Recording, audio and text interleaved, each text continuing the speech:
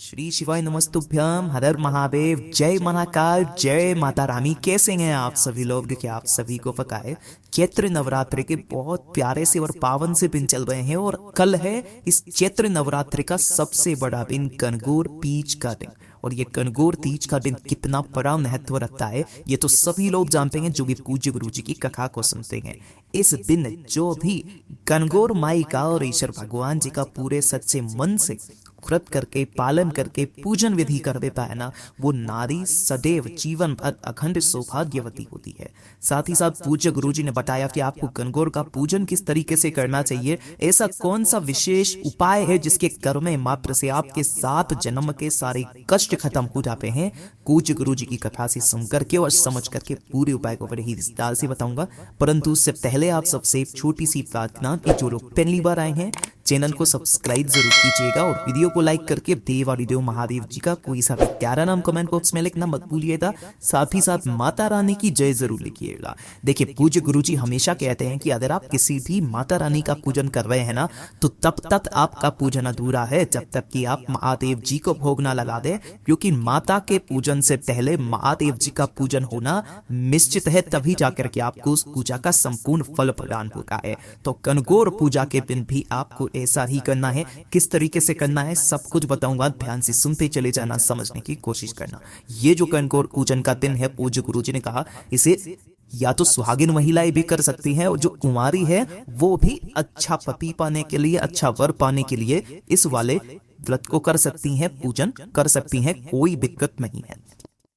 पूरे देश में आज का जो ये गणगौर तीज का दिन होगा है ना, जितनी भी महिलाएं होती है ना, पूरे सच्चे मन से अखंड सौभाग्यवती होने के लिए सब इसकी प्रार्थना करती हैं, साथ ही साथ इनका पूजन भी करती हैं। तो आइए चलते हैं कि आपको पूजन किस तरीके से करना है, क्या क्या सामग्री आपको चाहिए। तो मैं विधि के साथ ही आपको सारी सामग्री बताता चला जाऊंगा, तो इसलिए आप इसको नोट करते हुए चलते जाइएगा, ठीक है। और कौन कौन सी गलतियां आपको नहीं करनी है वो भी मैं आपको बताता चला जाऊंगा। सबसे पहले आपको क्या करना है कि जिस जगह पर भी आपको पूजन करना है उसे बढ़िया स्वच्छ जल से धो लेना। एक चौकी आपको लगा लेनी है और उस चौकी के ऊपर लाल कपड़ा जरूर बिछा देना। तो सूती लाल कपड़ा आता है ना, माता रानी को लाल कपड़ा बहुत ज्यादा पसंद है, मतलब लाल रंग से ही आप माता का पूजन किया कीजिए, ठीक है। और अलग से आपके पास ना एक पाटा है, देखिए पुराने जमाने में तो हर कोई ऐसे पाटे ही करते थे, है ना, या जमीन पर बढ़िया लीपन करके और फिर उसके ऊपर वो मानना बना करते थे। लेकिन यहाँ पर आपको जो करना है ना, देखिए सब लोगों के लिए ये पॉसिबल नहीं है, तो ऐसा वीडियो बना रहा हूं जो सब लोगों के लिए पॉसिबल हो। आपको इस तरीके से पाटा लेना है, इस पाटे को धो करके स्वच्छ जल से बढ़िया से, और इसको आपको लगा देना है, लग देना है। लग देने के पश्चात आपको एक लोटा शुद्ध जल लेकर के और जो दुर्वा होती है, इस दुर्वा का और जो आपने धान बोए हैं ना, मतलब जो जौ बोए हैं, उसका बहुत बड़ा महत्व होता है नवरात्रि में। तो आपको इस तरीके से दुर्वा तो बहुत सारी चाहिए, ठीक है। ये दुर्वा से ही आपको इसके छींटे लगा करके और इसको पवित्र कर लेना है, इसको साफ कर लेना है, थोड़े से छींटे लगा लेना है।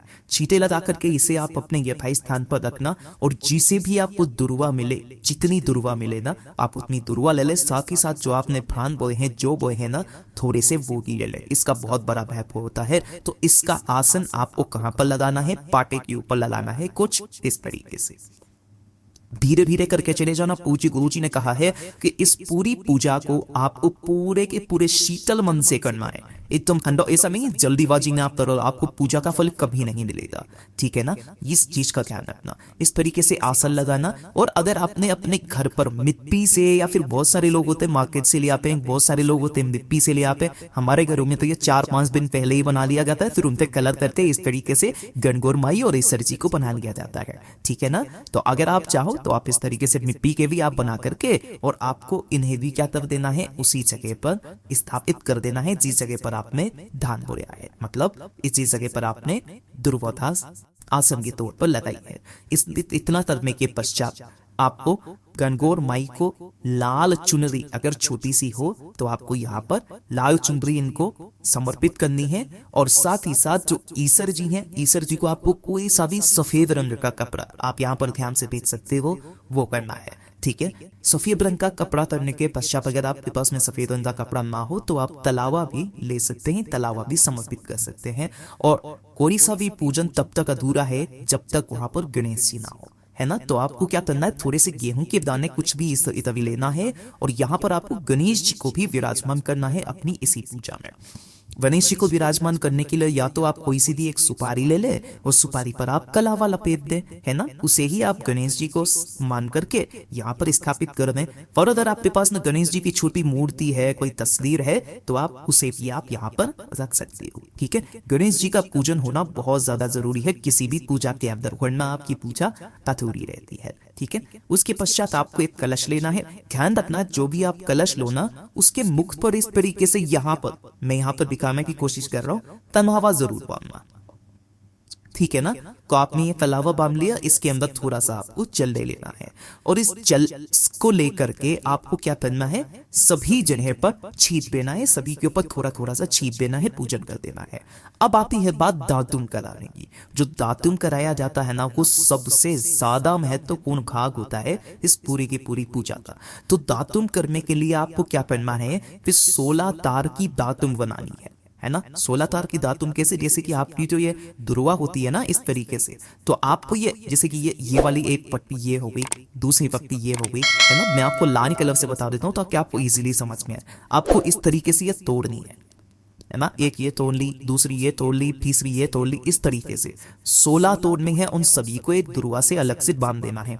इस तरीके से आपको दातुम बनानी है और उस दातुम को आपको क्या करना है, इसी वाले जल के अंदर डुबो करके, है ना। ये जो आपने यहाँ पर जल लिया है ये वाला, इस जल के अंदर डुबो करके सबसे पहले गणेश जी को दातुम करवा देना। फिर उसके बाद में ईश्वर जी को, साथ ही साथ गणगौर माई। कैसे कराना है दातुम, दातुम हाथ में लेना है, जैसे अपन ब्रश करते हैं ना, इस तरीके से आपको दातुम कराना है। ठीक है, इस तरीके से दातुम करा देना। दातुम करा देने के पश्चात इस दातुम को आपको वहीं पर छोड़ देना है ना। देखो आपको यहाँ पर मैं एक चित्र से भी बताने की कोशिश कर रहा हूँ, मुंह पर आपको इस तरीके से दातुम कर देना है। दातुम करने के पश्चात बात आती है टिक्की लगाने की। सबसे सरल विधि बता रहा हूँ, ज्यादा कुछ करने की जरूरत नहीं है। ठीक है, देखिए अब आपको एक कोरा कागज, पुराने जमाने में तो लोगों को बड़ा अच्छा लगता था दीवारों के ऊपर और इस तरीके से बनाना, फिर वो पूरे साल भर बना हुआ रहता था, है ना। लेकिन आजकल के जमाने में कोई विवाद खराब नहीं करना चाहता, तो आप एक काम कीजिएगा, एक सफेद कागज लीजिएगा, उस पर इस तरीके से स्वस्तिक बना देना कुमकुम से। ठीक है ना, स्वस्तिक बना करके यहाँ पर रखे ना। अब यहाँ पर आपको रखने के पश्चात इन सभी ईश्वर माई की, सॉरी ईश्वर भगवान जी की, गणगौर माई की, गणेश जी का, सबका पूजन आपको करना है। हल्दी कुमकुम आपको लगाना है ना। सभी को वस्त्र धारण करवाना है। इस तरीके से आपको सब कुछ कर देना है। और जो ये वाला हिस्सा बचा है, इसके दोनों जगह पर, यहाँ पर और यहाँ पर थोड़ी थोड़ी सी आपको मेहंदी लगानी है और उसी मेहंदी पर आपको एक कलावा, वस्त्र रूपी कलावा आपको यहाँ पर लगा देना है, लाल रंग का, कुछ इस तरीके से। देखिए ऐसे करके कैसे लगाना है मैं आपको दिखा देता हूँ किस तरीके से। ये यहाँ पर हमने मेहंदी से ही इस जगह पर यहाँ पे चिपका दिया है, चिपका दिया। अब बात आती है कि टिक्की कैसी लगाई जाए। तो सबसे पहले ध्यान से सुनना कि जब आप पाटे को धोते हैं तब ये गीत गाए जाते हैं, जब आप दातुम कराते हैं तब दातुम का गीत कराया जाता है, जब दीप पूजन किए जाते हैं ना तो गीत जरूर डालें। अगर गीत नहीं मिल रहा है आप यूट्यूब से खोज लीजिए, वहां से आप चला दीजिए, लेकिन गीत का बहुत बड़ा महत्व होता है गणगौर पूजा के अंदर।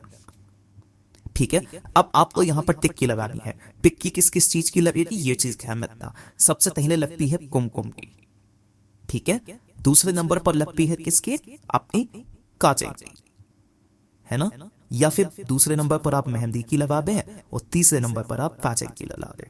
सभी की, प्रत्येक स्त्री की, अगर आप 2 3 4 लोग एक साथ मिलकर कर रहे हो ना, तो प्रत्येक की 16-16 टिक्की लगेंगी।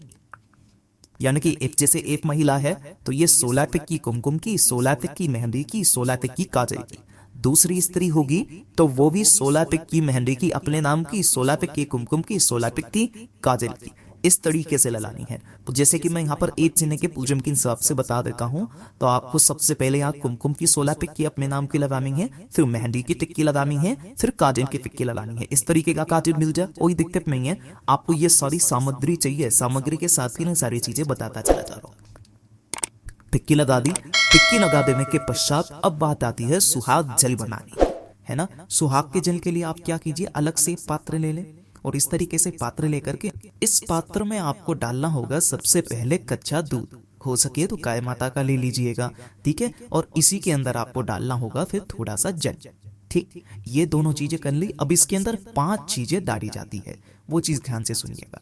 सबसे पहले आपको डालनी होगी एक हल्दी की गांठ। आप यहाँ देख सकते हो, इसके अंदर डाल देना। जब भी आप सुहाग जल बनाते हो, सुहाग जल बनाने का भी गीत होता है, अगर आपको याद हो तो सुहाग जल का गीत जरूर गाना। उसके पश्चात आपको एक पूजा वाली सुपारी ले लेनी है, कुछ इस तरीके से, वो भी इसी के अंदर डाल देनी है। तीसरे नंबर पर आपको चाहिए होगा एक सिक्का, ठीक है ना, तो एक सिक्का भी आपको डाल देना है। लक्ष्मी के तौर पर चांदी का मिल जाए, चांदी का सिक्का डाल दीजिए। उसके पश्चात आपको डालना होगा यहाँ पर एक कोड़ी। इस कोड़ी का बहुत बड़ा महत्व होता है, ठीक है ना, तो एक कोड़ी आपको इसके अंदर डालनी है। और सबसे अंत में कोई सी भी एक अंगूठी वगैरह अगर आपके पास में है चांदी की, तो वो आप डाल दीजिएगा। इस तरीके से सुहाग जल हो गया। सुहाग जल होने के पश्चात आपको इधर से ये वाला एक जल, ये वाला जो लिया है, इसे भी आपको यहीं पर रखे रहने देना है। और इस पर रख देने के पश्चात में ये वाला जो जल के अंदर है, आपने जो 16 तार के आपको 2 गट्ठर बनाने हैं, है ना, जैसे 16 तार आपने निकाले थे ना, उसके इस तरीके से 2 गट्ठर बना लेना। एक तो ये गट्ठर हो गया और दूसरा वाला 16 तार का गट्ठर ये हो गया। यानी कि दुर्वा के जो वो तार तोड़े जाते हैं ना, दुर्वा की पत्तियां तोड़ी जाती है, ऐसी 16 तार की पत्तियां लेनी है आपको, ठीक है। और इसी जल के अंदर डुबो करके आपको सभी पर 16 बार छींटे मारने हैं, है ना। इस जल के अंदर डुबो करके गणेश जी पर 16 बार छींटे मारने हैं, 16 बारी ईश्वर जी पर, 16 बारी गणगौर माई पर पूजन करना है।